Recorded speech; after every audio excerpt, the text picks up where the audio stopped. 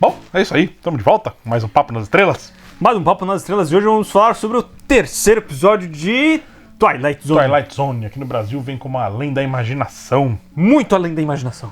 E esse episódio chama Rewind. Replay. Rebobinar. Não é replay, é rebobinar. Faz totalmente sentido. É. Porque ela volta a fita, né? E aí grava por cima, né? Isso. Bom, o objeto...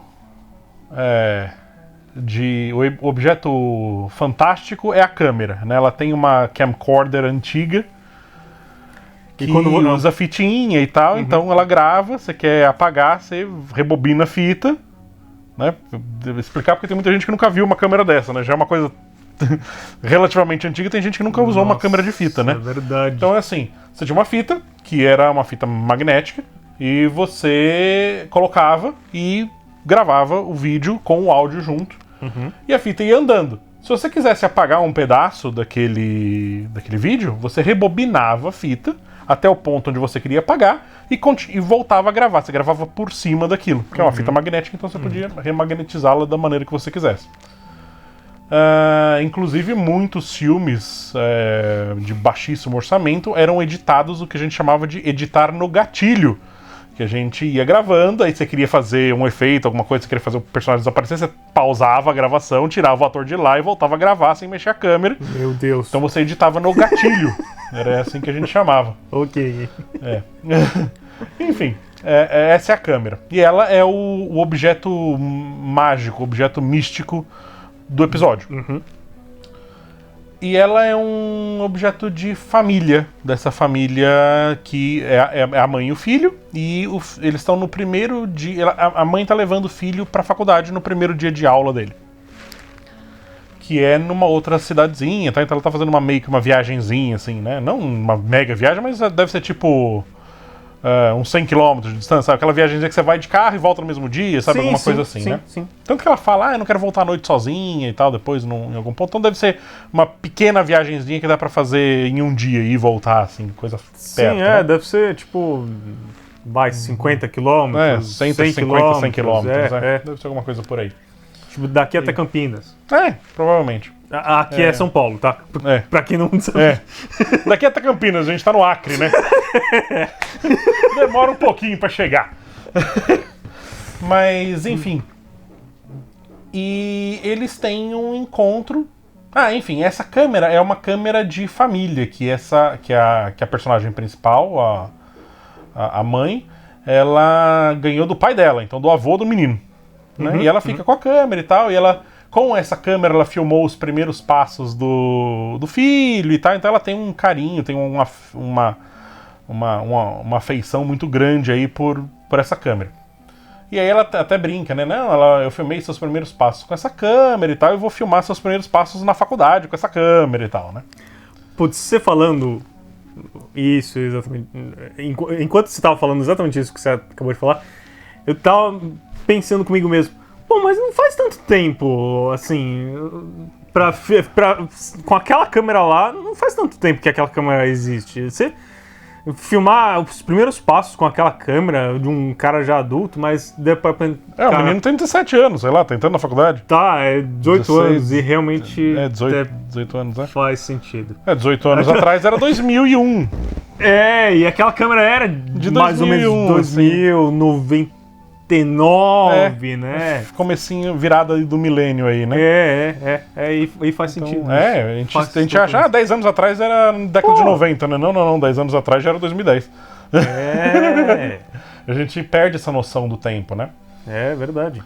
E realmente daria pra pegar os primeiros passos do É engraçado porque a gente tem essa relação, principalmente nós que pegamos essa época da câmera grandona, de fita e tal, porque era uma coisa, gravar coisas, tirar foto de coisas, filmar coisas, não era tão comum quanto é hoje em dia, porque hoje existe uma facilidade para você filmar e tirar foto que é desproporcional ao que as oportunidades que nós tínhamos de tirar foto e gravar Então, quando a gente era criança e adolescente, né? Era comum, mas era muito mais difícil, né? Porque era mais, por exemplo, câmera fotográfica. Só tinha. A gente pegou essa parte ainda Era da do máquina filme, né? filme, né? E era caro, Então assim. eu não lembro, eu era criança, mas quantas fotos tinha num filme? Você tinha rolo de 16, 24, 32 fotos. Então, só podia tirar, sei lá, 24 fotos Sim. num aniversário. Levar um outro rolo de filme, beleza, tal, mas ainda assim Mas- era caro revelar, imprimir as fotos. O rolo de filme era uma coisa cara, né? Então você não comprava assim em quantidade. Você não podia tirar, que nem a gente faz hoje, vamos tirar foto do gato, tira 15 fotos do gato em 2 segundos. Né? Isso não existia. E a mesma coisa para filme. A gente filmava, quando a gente tinha acesso a uma câmera, a gente filmava, tipo, alguma coisa que era realmente legal, assim, que era realmente um evento. A gente vai ter uma festa de aniversário, a gente vai filmar alguém, vai ter um casamento, a gente filma um casamento e tal. Mas o nosso dia a dia, tipo, eu vou fritar um ovo, tá? Aí vem alguém filmar e fritar o ovo, botar no Instagram analógico, sabe? Não... Essa realidade é uma coisa que não existia nessa época, né? Então, o que nós temos gravados em fita nessa época são realmente pedaços muito marcantes da nossa vida. Né? Que era aquele evento, é aniversário do fulaninho, é o casamento de fulano, não sei o quê. Né? Então são esses grandes acontecimentos da vida, né? Então, como ela tem o primeiro passo do filho, ela foi lá e gravou o primeiro passo do filho, agora ela quer continuar usando a mesma câmera numa busca por nostalgia e de gravar, manter a mesma maneira e tal de gravar os primeiros passos do filho nesse novo período da vida dele, que agora é a vida de universitário, né? De estudante, de adulto, um jovem adulto, né? Uma coisa que eu acabei de pensar, por exemplo, isso que a gente tá fazendo agora não seria viável. Nossa, nunca ia acontecer isso. Assim, nunca. Mesmo que tivesse um YouTube pra gente colocar as fitas, por assim dizer. Sim, como é? Não seria economicamente viável. Não, porque Porque a gente não tem, por exemplo, não teria. Quanto custa uma fita aí? R$10 pra gravar cada episódio? Economicamente seria inviável. Seria bem mais.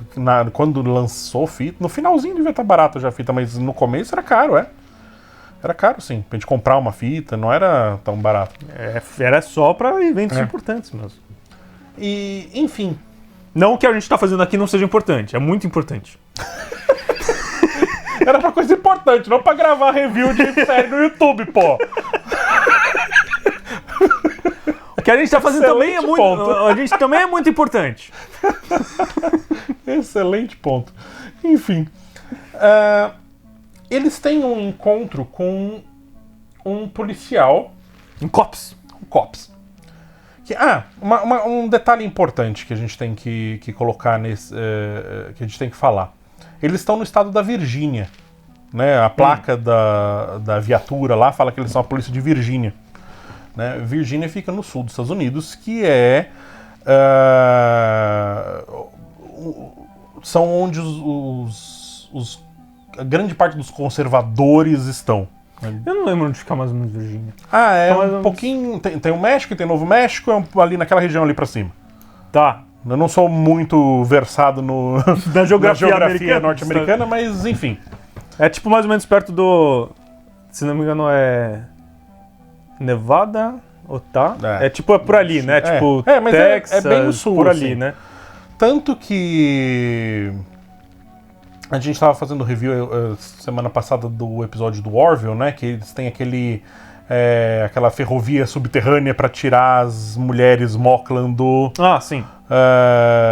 De Moclos, né? Para elas não precisarem passar pela cirurgia de mudança de sexo, né? Esse evento é baseado nas ferrovias subterrâneas que existiam nos Estados Unidos para tirar os escravos dos Estados do Sul, né? Da onde eles estavam, enfim, sendo escravizados. E o que eles faziam? Eles moviam esses escravos todos para o norte, onde eles poderiam ser livres. Né? Então eles iam fazendo essa movimentação tirando as pessoas da escravidão. Né? Então eles estão no estado da Virgínia nesse episódio, porque a viatura diz que eles estão no estado da Virgínia. Então é um estado bem mais conservador, é um estado onde esse conflito racial existe muito forte até hoje, né? Então é um ponto a ser analisado aí no episódio também.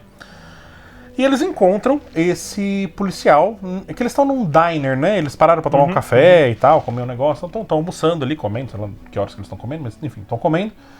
E aquele lanchinho do meio da viagem, né? Parou no rancho da pamonha, bateram uma pamonhinha e estão seguindo, é isso. Vamos climatizar aqui pro Brasil. A gente parou no rancho da pamonha. Exatamente. Aí o que acontece? Esse policial começa a persegui-los. Então ele encontra eles na estrada, aí vem aquele abuso do policial que fala, não, vocês estão filmando isso aqui e tal. E ela tava filmando o filho comendo, tá? Eles estavam fazendo brincando ali, porque ela tava filmando a chegada dele na faculdade e tal, não sei o quê. Ele pega a câmera enquanto dirigindo, o policial tava atrás e já é pretexto pra pará-los na estrada pra fazer a abordagem ali. E aí vem todo o abuso policial, que é uma realidade ainda hoje em dia, esse tipo de abuso policial. Nos Estados Unidos é muito...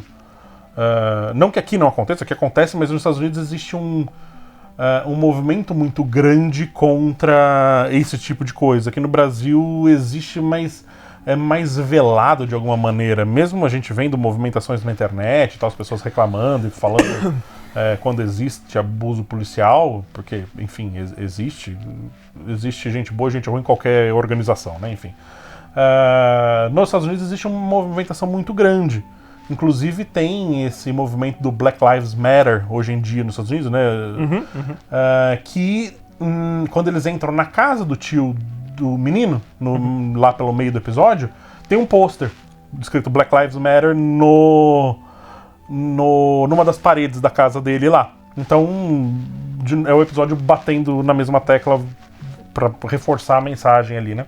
Sim. E aí eles têm diversos encontros ali com esse policial, porque o que acontece? Quando ela aperta o rebobinar ali da fita, ela volta o tempo. Pro rancho da empada. Não, ela volta pra... Então, isso é um ponto legal, porque ela tem o que ela conseguiu gravar. Isso. Aí ela grava mais um pedacinho, ela quer apagar isso aqui que tá ruim, mas às vezes ela demora mais tempo no gatilho, ela volta e apaga um pouco do vídeo que eles estavam comendo. E aí cada vez que ela volta, ela vai perdendo mais espaço da fita. Então ela tem menos tempo pra voltar, porque ela tá apagando a memória dela, né? Cada vez ela volta, eles estão no finalzinho do almoço lá. Aí depois ela tem que apagar de novo, porque eles encontraram o policial de novo lá. Ela vai, volta, ela aperta por mais tempo, volta um pedaço a mais. Então agora eles estão no meio do almoço.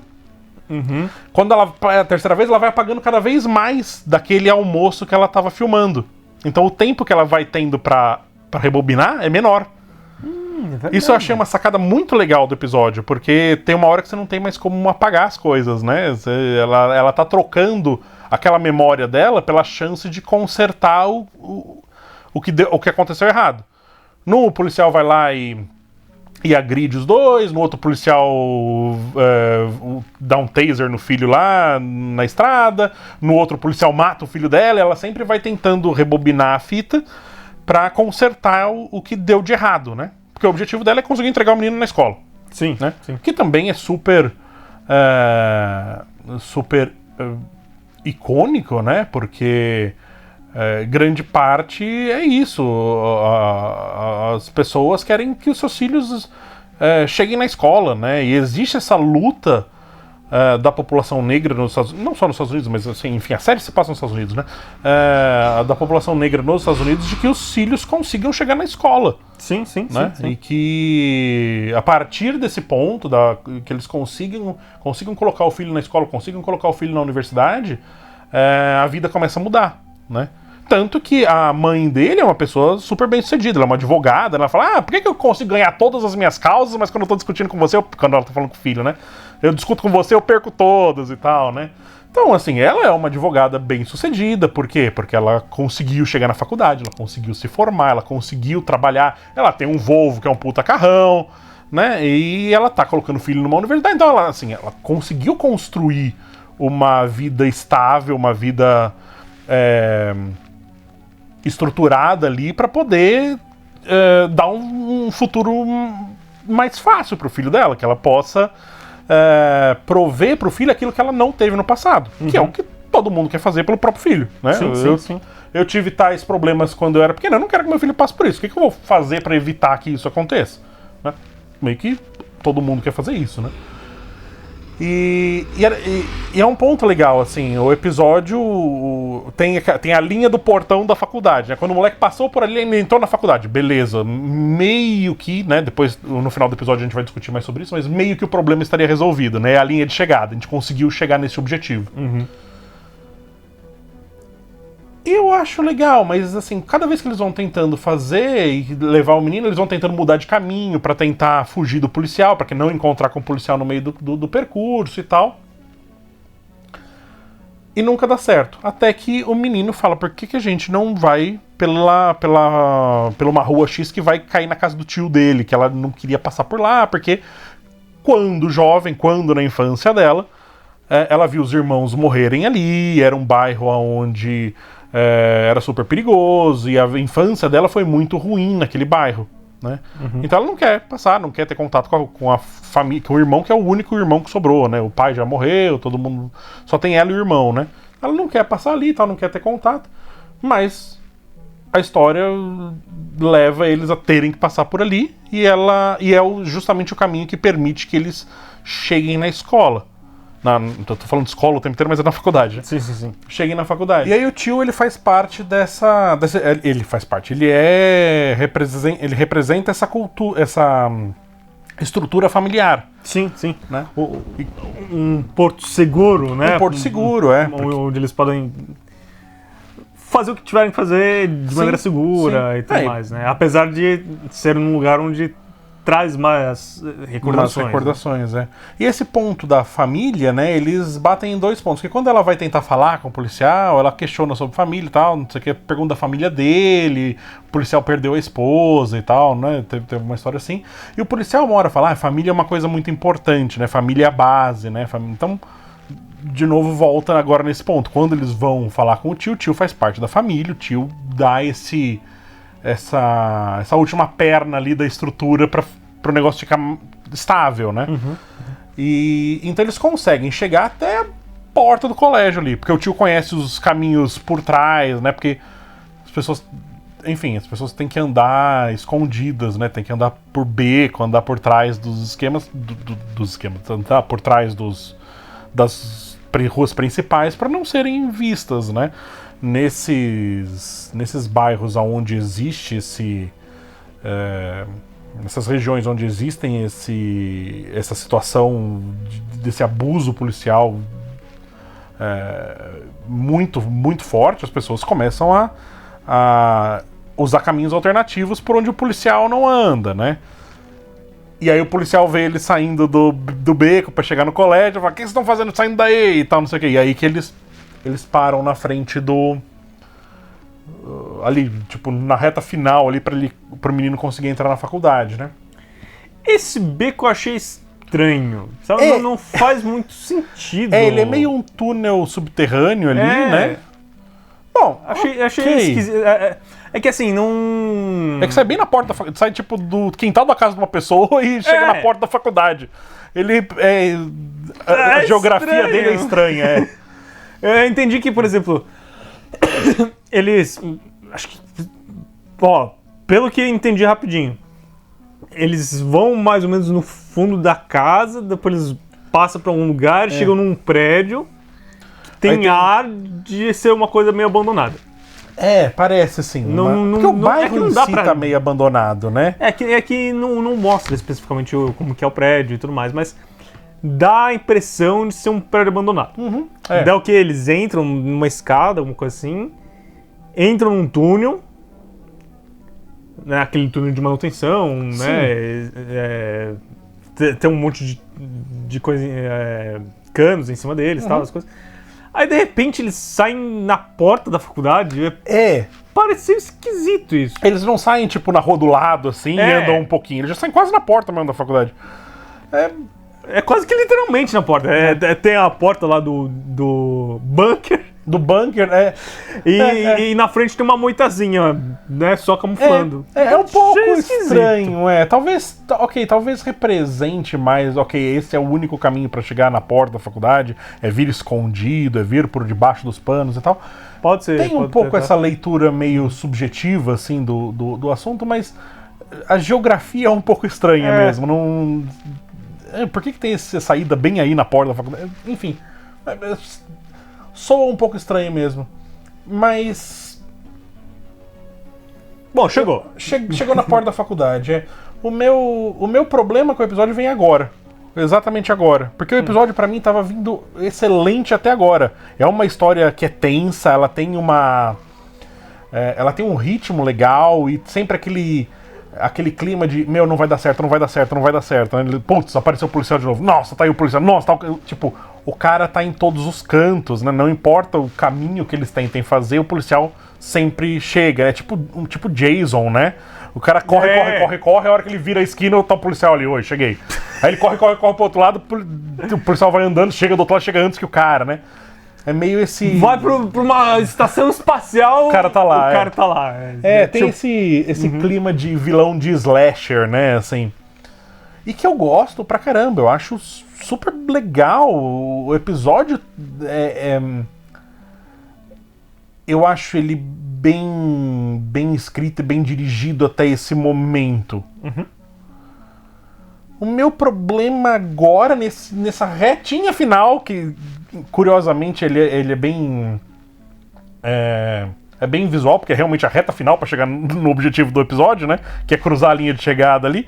Quando o roteiro tá pra cruzar a linha de chegada, ele muda de tom. Ele deixa de ser uma narrativa de suspense, de terror, de uma perseguição, e ele vira um discurso. Beleza, as pessoas podem discursar sobre o que elas quiserem, onde elas quiserem. Só que existe uma linha narrativa que o episódio estava seguindo até esse momento, e aí ele corta essa linha narrativa brutalmente. Parou aqui, cortou, e aí ele introduz um discurso, que é realmente a mãe do menino fazendo um discurso contra o policial, cara a cara, assim. E é diferente, assim, é uma outra coisa. Eu acho que eles podiam ter atingido o mesmo objetivo sem escrever estruturalmente um discurso. Eles poderiam ter feito isso com uma narrativa visual, que eu acho que seria muito mais interessante e, arrisco dizer, até mais efetivo do que um discurso propriamente dito. Porque quando você vem com uma linha narrativa e você corta essa linha narrativa, que você está esperando uma conclusão dessa linha narrativa, e você muda o tom para uma outra coisa, a sua primeira reação é: o que aconteceu? Sua primeira reação é dar um pulo para trás e falar: peraí, mudou, o que aconteceu? Então, nesse passo para trás, pra gente entender o que está acontecendo dessa mudança, eu acho que o episódio nos perde como espectador, sabe? Você tá indo junto com a cena, você tá, vai dar certo, vai dar certo. E aí muda. E aí, quando você dá esse passo pra trás pra pegar a visão maior do que tá acontecendo, você se distancia do personagem, sabe? Porque teve essa quebra narrativa no meio, pra eles mudarem de tom. Isso eu acho que não funciona. Como narrativa. O discurso em si, se for pra analisar a estrutura do discurso, eu acho o discurso ok. Sim. Eu acho até bem escrito. Como eu acho o episódio bem escrito do começo até esse ponto, e eu acho um discurso bem escrito a partir desse ponto. Só que essa conexão entre as duas coisas eu acho que não funciona. Entendi. Eu acho que me tira do universo narrativo que eu estava gostando. Sabe? Eu tava acompanhando a história, tava vai. E não, para tudo, vamos fazer outra coisa. Não sei se você sentiu isso também, mas pra mim foi um corte muito brusco, assim. Eu senti a mesma coisa, mas acho que não tanto. Eu entendi um pouco mais como... Sabe, não sei se você teve esses momentos quando na infância, que tem um garoto te azucrinando. Ixi, apanhar na escola eu sou campeão. Bom, Apanhei então. de todo mundo. Então, sabe, você tava apanhando na escola, ou no prédio. Não é que você não morou em prédio. Eu não morei mas, em prédio, mas na escola eu apanhei bastante. Mas vamos supor, tá lá brigando lá no térreo do prédio, no banquinho, tá, as coisas, e a sua mãe chega, você sai correndo pra sua mãe? Sim, sim, Então sim. você fica do lado da sua mãe e fica, seu babaca! E a mãe seu te defende, Não, nem a mãe nem precisa defender. O tá, fato dela estar lá... Você só tem o escudo materno ali, né? O fato dela estar lá te protege e faz você ficar... mais valente, mais né? valente. Ou, por exemplo, como cachorro, quando tá na coleira e tudo mais, ele fica... Late, você solta... Você solta ele... Opa, agora não tem mais nada me segurando. Opa! até acho um vídeo engraçado, que tem uma parede de vidro, né, de 2 cachorros latindo.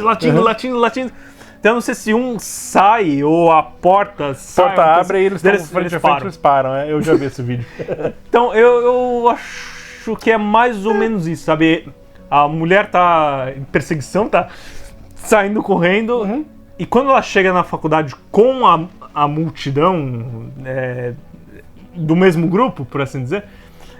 Agora ela tem mais força pra peitar o cara, né? Exatamente isso. Mas Eu sinto isso peguei também. um pouco isso. Mas... Vamos lá, como que eu... Porque eles têm o tema de que, ok, todo mundo tem uma câmera agora. Todo mundo tem a câmera no celular e todo mundo pode filmar quando vê uma agressão dessa, quando vê um abuso policial, quando vê, enfim, qualquer crime que aconteça. Por aí as pessoas conseguem documentar isso com uma facilidade que 20 anos atrás não existia. Que Né? nunca existiu, né? Não existia. E então, eu acho que seria muito mais efetivo como estrutura narrativa se, em vez do discurso existir e ela colocar verbalmente, não, porque agora todos nós somos testemunhas e tal, e aí o pessoal começa a sacar o celular, eu acho que seria muito mais interessante se o policial estivesse fazendo exatamente o que ele estava fazendo durante o episódio todo, abusando deles e pressionando e se beneficiando do seu status como policial e tal, tudo que ele fez durante o episódio todo, e eles ficarem sem ação como eles ficaram durante o episódio todo. E aí o policial perceber que tem um monte de gente ao lado filmando, sabe? Eu acho que teria um impacto mais forte. Tá, ok. Né? Porque ele estava acompanhado de outros policiais também. Aí os outros policiais começam a sair de perto, porque eles veem que tá todo mundo filmando e tal. E aí ele vê que tá todo mundo filmando. Eu acho que teria um impacto mais forte do que cortar a linha narrativa pra fazer um discurso. Eu acho que o discurso perde... É curioso, mas assim, o discurso que era pra ter muita força, pra ser o ápice do episódio, né? E fechar com a chave de ouro, né? Eu acho que ele perde força. Eu acho que ele não é tão efetivo quanto uma cena, talvez só visual, pudesse ser. Tá. Enfim, é uma escolha que fizeram, mas eu não acho que foi uma escolha muito feliz, assim. Eu acho que eles poderiam atingir um resultado muito mais de transmissão de mensagem mesmo, assim, por uma narrativa estritamente visual. Eu acho que seria mais forte, sabe? Seria mais murro na boca, assim, sabe? Do que o discurso. Mas, enfim...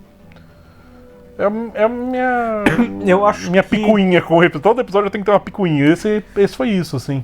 Eu acho que talvez até desse pra fazer isso, alguma coisa assim. Se vai uns 5, 10 minutos a mais pra mostrar a repercussão desses atos.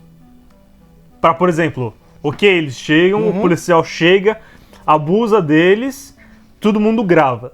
E depois tá na internet. Aí depois tá na internet, daí tem processos, tudo mais, o cara, sei lá, Sim. é demitido, ou entra no processo, Sim. ou sei lá o que e tal, as coisas.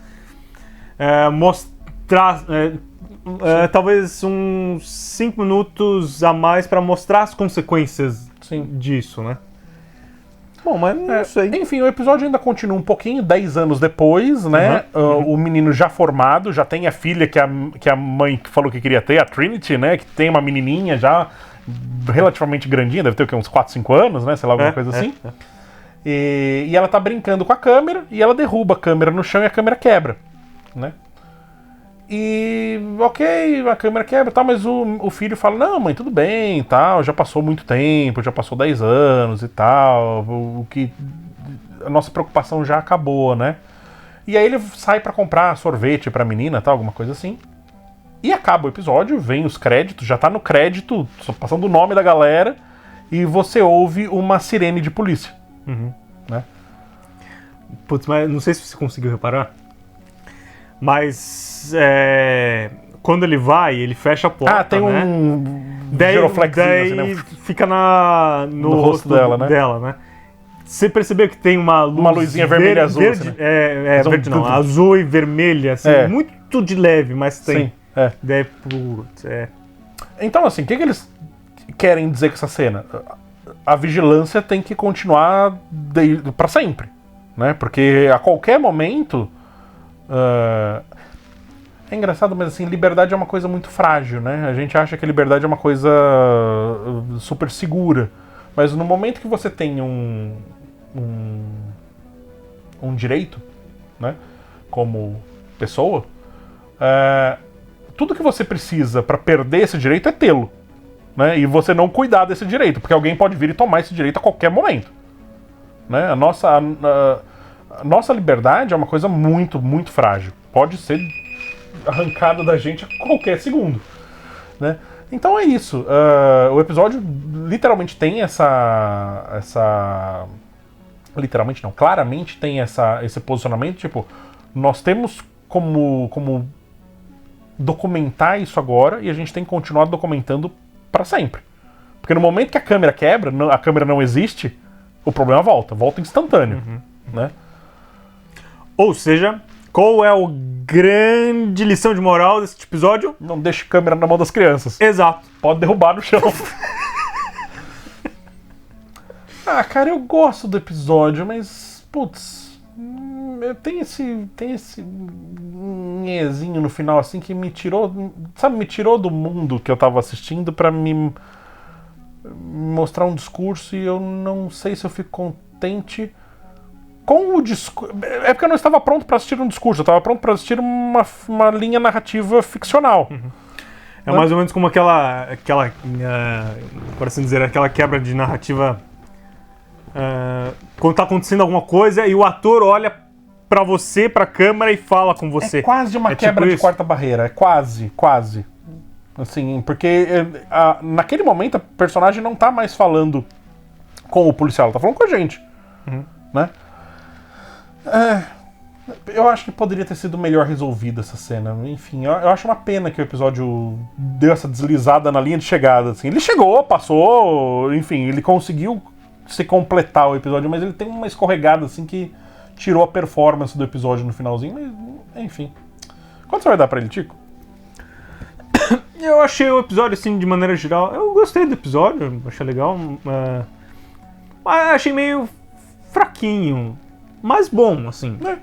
Divertido, assisti, achei legal tal, as coisas, mas... meio... acho que um... 2,75? 2,75, Eu 3, acho... talvez. Não sei. Eu tenho uma previsão ruim aqui, mas o primeiro episódio foi muito bom. O achei segundo legal. foi um pouquinho inferior ao primeiro. O e esse eu achei um pouquinho... O terceiro eu achei um pouquinho inferior ao segundo. Eu acho que a série tá numa caída. Sabe, ele começou forte naquele primeiro episódio e ele foi... Não tá despencando, mas ele tá tendo uma leve... Ele tá planando, sabe, perdendo a altitude, né?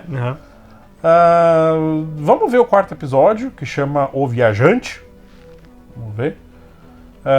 Mas... não sei se eu... bom, vamos aguardar pra ver qual vai ser a progressão da série aí. Mas eu acho que eu vou ele tá pegando um impulso, Newton, pra dar uma... Pode ser, você dá uma guinadona, pode ser, pode tomar. 2,76, eu vou dar 3. Eu gostei do episódio, eu acho que ele tem um clima legal, ele tem um ritmo legal, mas... Tem. Ele poderia ter sido um 3,5, sabe? Fácil, se não fosse essa escorregada, assim. Mas, enfim, vamos lá. Acho que um 3 mesmo, né? Bom, por aí, média de 3, tá bom. Bom, é isso aí. Obrigado por nos aturar por mais esse episódio.